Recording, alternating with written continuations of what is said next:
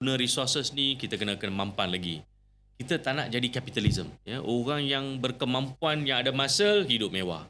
Orang yang tak begitu do not have that capacity, tak dapat. Maksudnya kita punya kekayaan skew.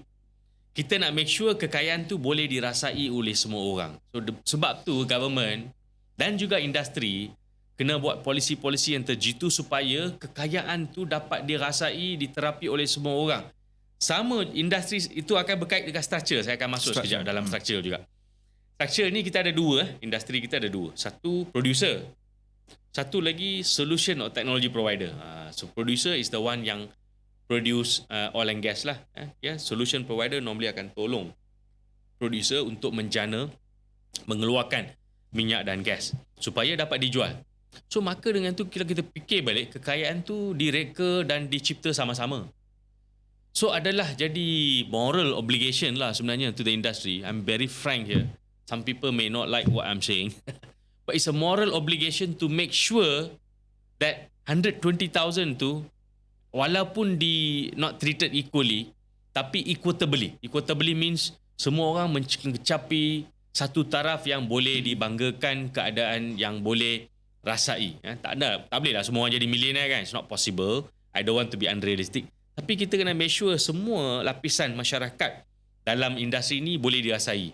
Sebab tu graduan-graduan yang masuk ni, kita tengok gaji dia unfortunately tak memberangsangkan lah. Especially service company. Tapi saya tak nak blame service company juga. Dia orang punya profitability pun has been in the expense where everybody want to make sure, especially producers lah. I don't want to put a name.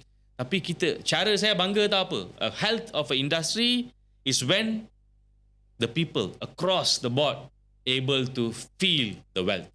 Kalau kita tak sampai tu, maknanya the industry maybe as a overall 40% kan tadi sebut kan, bangga kan, rasa bangga tak? Yeah. Tapi kebanggaan lagi sebenar-benarnya apabila anak-anak muda kita semua rasa.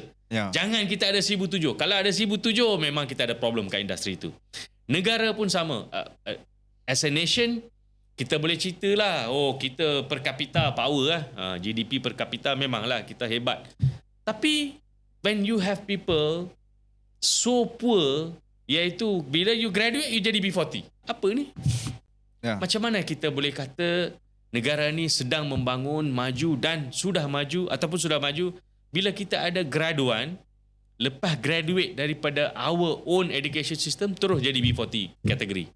Itu memang sesuatu yang kita kena fikir panjang lah. So it's not to blame anybody, but it's actually collective responsibility. So therefore daripada structural issue ni, kita pun kadang-kadang saya advocate also a lot of advocacy lah dari segi beberapa NGO sebenarnya dalam advocacy of perkara yang saya tersebut tadilah. So pernah juga selalu bincang dengan producers untuk consider supaya kita boleh equitably share the wealth of the industry to the entire industry supaya orang yang boleh afford tu boleh bayar orang. Kita kena make sure bila dia tak bayar tu kita carilah. Betul. Itu ialah memang problem dia. Tapi structurally kita make sure the structure okay dulu. Bila structure okay, mestilah mungkin ada culprit kan. Itu culprit tu separate issue lah. Kita boleh handle separately. Bukan saja industri oil and gas. Sebenarnya saya pernah hadir satu persidangan ataupun mesyuarat dekat MOSTI.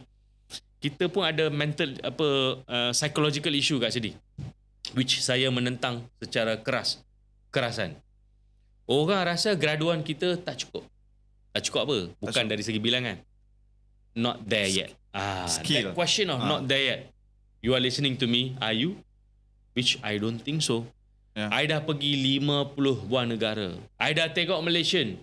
Memang sangat-sangat hebat. Language, skill set, knowledge and experience. Saya tak pernah rasa Malaysian ni kena lebih sikit. How come bila I pergi MOSTI, saya sebenarnya highlight perkara ni. Kita kenalah ada polisi. Jangan kita ada polisi untuk kita ada minimum salary sekarang ni 2007. Tapi how about policy related to graduan?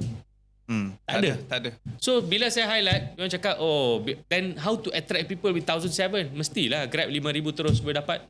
So kalau immediately katakan macam saya dulu Sekarang ni kalau korang tak kerja 2-3 bulan pun mak ayah tak marah. Dulu kalau saya tak kerja, dulu mak ayah tak ada apa ni, tak ada duit kan. Betul. Kalau satu hari pun susah tak kerja.